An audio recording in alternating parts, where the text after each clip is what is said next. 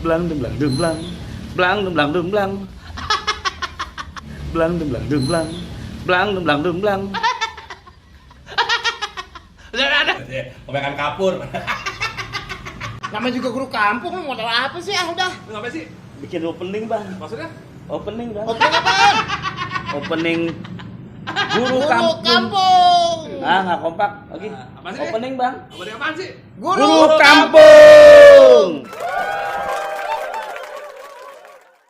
Ini mau ngapain nih? Belang dulu. Emang pakai belang dulu? Ya buka dulu lah. Ketemu kayak apaan kek? Kali pakai belang dulu. Assalamualaikum semuanya. Ketemu lagi nih sama kita guru kampung. Jangan dipencet-pencet, Bang, udah. Dipencet-pencet. Masih aja. Aku usah dipencet-pencet. Sama aja, Bang. Ini mah nggak perlu kedengeran, lu pencet tadi udah. Sekarang mah udah jangan pakai dipencet-pencet. Ya ketemu lagi nih sama kita guru kampung yang bener-bener kampungan kita nih. Pakai zoomnya dari tadi gak bisa. Susah bener pakai zoom 3 doang padahal. Jadi gimana nih, Boy? Ada apa kita pakai Zoom nih? Ya kita kan nggak boleh kemana-mana, Boy, diem di rumah. Di rumah aja. Di rumah aja ya. Merem. Ya ngapain kek? Corona positif kagak, bini positif. Amran mah nggak ada yang positif, Bang. Gimana, Boy? Kita bahas apa nih, Boy? Iya. Tadi gua ngomong ya. Debat. Kenapa orang nggak mau debat? Nah itu kenapa ya? Orang takut debat gitu. Kalau Apa sekarang masalahnya dengan debat? apa, Bang? Bukan debat kali bahasanya. Apaan dong? Mau Apa, Bang? berdiskusi. Nggak mau berdiskusi Kalau debat lah, seolah- debat dalam diskusi. Ya. Orang udah nggak ini, capek. Ada juga yang bukan capek sih, Bang. Kalau orang yang punya ilmu mungkin capek. Cuma kalau kadang-kadang orang yang nggak punya ilmu itu merasa bahwa kalau gue diskusi nanti pendapat gue dibantah, gue kalah, ego gue jatuh. Haha. Kalau gue sih mikirnya Ada gitu. harga diri di sana ya.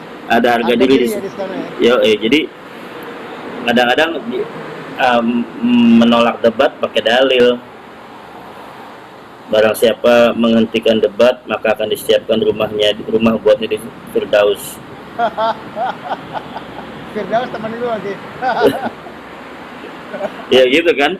Tapi kan dalam konteks mengajar diskusi itu adalah proses pembelajaran. Kalau dalam diskusi itu yang main adalah analytical thinking skill sama critical thinking skill. Jadi ada 2 skills yang didapat dari diskusi atau debat. Gue sering debat sama anak murid gue, diskusi juga sering. Itu memang mesti dilatih, Boy. Jadi ngelatihnya bener. Lu kalau emang lu pengen debat atau lu pengen diskusi, ya lu siapin dulu data-datanya, jangan cuma asal jeblak doang gitu. Biasanya yang nggak mau debat Jelas, itu, biasanya yang nggak mau debat atau takut debat itu karena dia nggak punya data, cuma berdasarkan omongan A, omongan B, omongan C. Jadi berdasarkan omongan dia nggak punya data yang valid, jadi dia menolak diskusi atau menolak untuk beradu argumentasi. Ujung-ujungnya bukan argumen yang diserang, orang yang diserang dijelek-jelekin itu. Ya itulah kan kembali ke pembahasan kita sebelumnya tuh, ya kan? Yang mana? Dimana yang waktu itu yang kita bilang kan Awal. segala teori itu bisa diperdebatkan, ya kan? Iya. Tapi gimana cara lo mempertahankan argumen lo dalam teori tersebut dan tetap menghargai orang lain gitu kan? Iya, kalau menghargai orang lain itu adalah hal yang lain sih, Bos. Menghargai orang lain itu adalah hal yang lain lagi, bukan bagi. Menghargai pendapatnya dia gitu loh. Jadi Iya. lu bisa aja dalam pikiran lu nggak terima teori dia gitu kan. Ya tapi ya oke lah, lu boleh bersuara dong, lu boleh berpendapat. Boleh aja kan. Setiap Ya, orang punya iya, punya perspektif masing-masing. Ya karena gue punya pengalaman gitu kan. Gue sering dimasukin ke dalam grup gitu lah ya. Awalnya ya omongannya ya oke lah.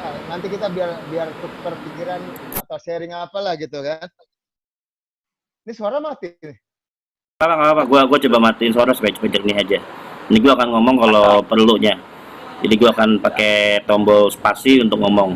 Kalau nggak perlu ngomong, gua akan lepas. Jadi bening suaranya. Udah nggak apa-apa lah, naikin aja suara. Iya. Ini sambil. Ayo ngomong lagi, lanjut.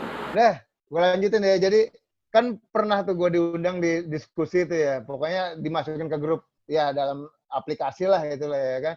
Oke. Terus modelannya ya udah. Ya gue kan jarang nimbrung juga omongan. Ketika ada satu omongan yang menarik gitu kan, gue masuk ke dalam diskusi itu. Ya tiba-tiba kondisi panas lah karena kita kan lama-lama adu argumen kan. Cuma ya di akhir cerita adminnya itu langsung mengkontak secara pribadi gitu. Atau biasanya mereka kirim pesan di grup itu, nanti saya japri ya. Gitu. Dan langsung bilang, tolong dong hargai pendapat yang lain, tolong dong hargai yang lain yang belum sampai pemikirannya.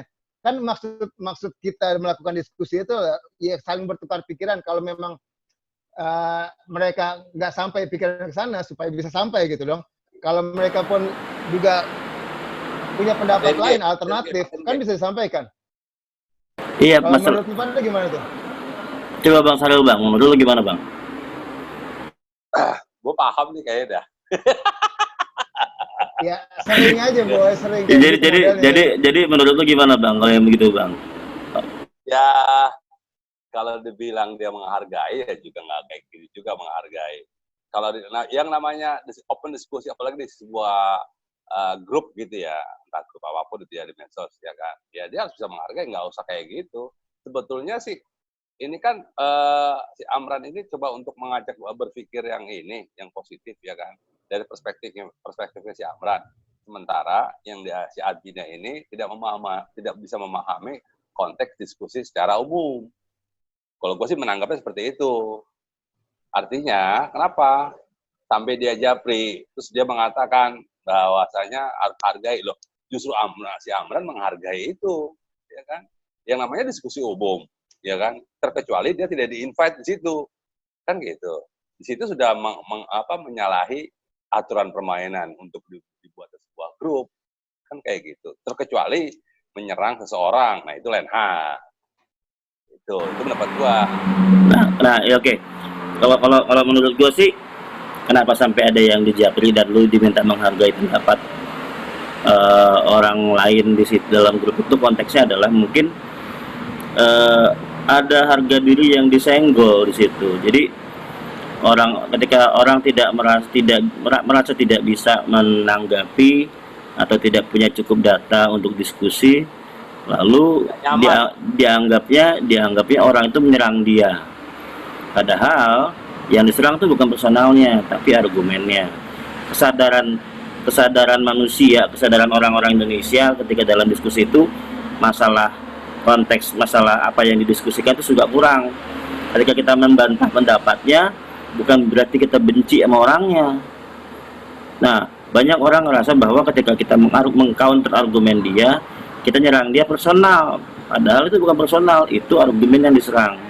Dan ketika sudah mentok, biasanya yang kena itu yang argumennya kuat, lalu dijelek-jelekin entah secara personal, dikatain gendut lah, dikatain binatang lah, babi diem lu, gitu. Kadang-kadang suka kayak gitu menurut gua. Jadi ini lebih kepada kesiapan seseorang untuk bisa diskusi apa enggak, punya data apa enggak, dan dia bisa mempertahankan argumennya apa enggak. Ketika sampai di ujung-ujungnya japri, berarti dia ngerasa bahwa harga diri dia tersenggol lah dengan lu kasih argumen yang lebih kuat dibanding dia gitu loh. Kalau gue sih gitu aja. Oke. Nah, kalau melihat permasalahan kayak gini ya, terkait sama pendidikan kita, itu gimana ya menurut lu pada nih? Mental, balik mental lagi. Iya, bener mental. Bener mental kata Saril. Mental gimana? Iya, kita nggak dilatih untuk berdiskusi dari kecil. Kita nggak dilatih untuk berbeda pendapat dari kecil. Kita kebanyakan jadi gimana tuh maksudnya? Kebanyakan dari kita kan, jujur ya, kebanyakan dari kita tuh lahir dari sebuah sistem sistem yang homogen. Jadi lu mesti ikut apa kata guru tanpa harus berargumen. Itu sih yang paling penting. Kita tidak dilatih untuk punya pendapat, kita hanya dilatih untuk bisa mendengar. Itu sih. Betul betul Kalau betul. menurut lo, Bang? Ya sama, menurut gua sama. Kita tidak ada pelatihan kayak gitu, tidak pernah dilatih. Walaupun sekarang kan sudah mulai ada sekolah-sekolah sudah timbul-timbul nih sekarang kan. Sejak udah mulai reformasi sudah mulai timbul ya kan. Tapi tetap aja sih kembali lagi SDM-nya bisa menerima nggak ketika ada kritik ya kan. Kalau bahasa si Rizky tadi kan bahasanya analisis data, terus kritik skill, apalagi tadi Ki? Ya 2 itu tadi ya kita belum siap ya, kan? Tapi ada juga yang memang sekolah-sekolah yang kembali lagi sih sekolah-sekolah yang memang menerapkan itu, tetapi ketika dikritik mereka tidak menerima itu, bahkan menjatuhkan. Gitu. SDM-nya juga gitu kayak ya. belum terbiasa. Ya makanya kan Masalah pembiasaan ya. Pembiasaan. Analis kritik ya kan. Analisa data sama kritik skill kan gitu kan. Kita belum terbiasa itu. Ya kan? Yang sudah terbiasa ya bahkan bangku kuliah yang memang dulunya kuliahnya memang aktif dan dia menerima itu. Sebenarnya harus dibiasakan dari sekolah tingkat dasar atau sejak berkuliah sih sebenarnya diskusi ini. Dari bawah dong, idealnya dari bawah, bahkan dari rumah juga, ya kan, dari rumah ke sekolah gitu, dari sinkron. Hal sederhananya gini, gimana Bang? Ya, kalau dari rumah kita menerapkan dari rumah yang mengajarkan untuk selalu berdiskusi. Sementara di sekolah tidak mengajarkan itu. Ini bertolak belakang. Begitupun di sekolah yang mengajarkan kita untuk selalu berdiskusi, ya kan? Terus tapi di rumah tidak mengajarkan itu, selalu bertolak belakang. Gitu. Ini sering terjadi. Iya, jadi hal sederhana yang bisa kita lakukan di rumah adalah ketika kita bikin peraturan dan anak-anak bertanya, kenapa sih ya kok dilarang? Biasanya kalau orang-orang zaman dulu itu tidak menjelaskan, udah lu ikutin aja, jangan banyak nanya. Nah, itu tuh boy, itu yang kebiasaan orang zaman dulu yang mesti kita buang. Dulu jangan banyak nanya, ikutin aja. Kan Ki, ini ada kaitannya nggak sama kolonialisme zaman dulu dan pendidikan kita yang sekarang nih? Kalau kolonialisme sih sebetulnya dia menerapkan, kalau ngelihat pergerakan mahasiswa pada tahun 28-an, 20-an itu sebetulnya diskusi itu udah berjalan dengan baik. Kalau ini nggak ada format diskusi, nggak ada Budi Utomo. Budi Utomo tuh produk diskusi, produk open minded. Tanpa Budi Utomo kita nggak akan ada. Sebetulnya bukan masalah kolonial atau bukan kolonial men, tapi lebih ke klik. Ngomong-ngomong mulai baru mati. Udah nggak apa-apa. Jadi nyambungin tadi tuh yang kata Amran kan, apa hubungannya tuh pendidikan yang di rumah. Udah jangan banyak tanya, ikutin aja. Kata Amran kan itu apa hubungannya sama kolonialisme? Ya nggak ada hubungannya boy, karena tahun 20 aja orang-orang muda zaman waktu itu udah bisa bikin diskusi terbuka. Sumpah Pemuda kan hasilnya, Budi Utomo itu hasilnya. Nah sebetulnya lebih ke tradisi kitanya, tradisi apa namanya, patrialisme itu loh, paternalisme, dimana patrialistik, dimana kita menghargai orang tua itu lebih kepada ya lu nurut aja sama orang tua, jangan banyak tanya, lebih ke harga diri tadi boy. Nah makanya biasanya kalau tadi lu bilang dimulai dari mana pendidikan debat dan diskusi itu dimulai dari rumah. Jadi ketika lu ngasih instruksi sama anak lu, kenapa sih nggak boleh begini, kenapa sih nggak boleh gitu, kalau orang zaman dulu bisa bilang, udah lu jangan banyak tanya, ikutin aja. Nah kita nih generasi sekarang nggak bisa bilang begitu. Ya lu harus jelasin kenapa sampai nggak boleh nih anak begini, kenapa nggak boleh nih anak begitu. Dari itu aja sih kita ngajarin anak-anak diskusi bahwa pendapat mereka kita hargain gitu. Kalau gue sih gitu, sama kayak di sekolah. Kenapa sih Pak kita nggak boleh duduk depan pintu? Kenapa sih Pak kita nggak boleh berisik? Kenapa sih Pak kita kalau ada bendera merah di lapangan nggak boleh main di lapangan, ya harus dijelasin dengan logis. Itu kan yang melatih critical thinking kita dan analytical thinking. Bukan cuma bilang, udah lu jangan banyak omong, lu ikutin aja, pokoknya ada bendera merah nggak boleh kesono gitu. Kayak gitu sih, kalau yang kayak gitu mesti dimulai dari rumah. Benar nggak bang? Betul. Ya, ya tapi sedikit koreksi ya. Iya boleh Tadi, dong. apa analis? Kan anak gua. Iya. Kalau analisa gua, kalau Amran tadi mengatakan ada nggak sih ini hubungannya dengan penjajahan kolonial gitu kan? Pasti ada Itu. hubungannya. Iya, pasti ada hubungannya. Karena apa?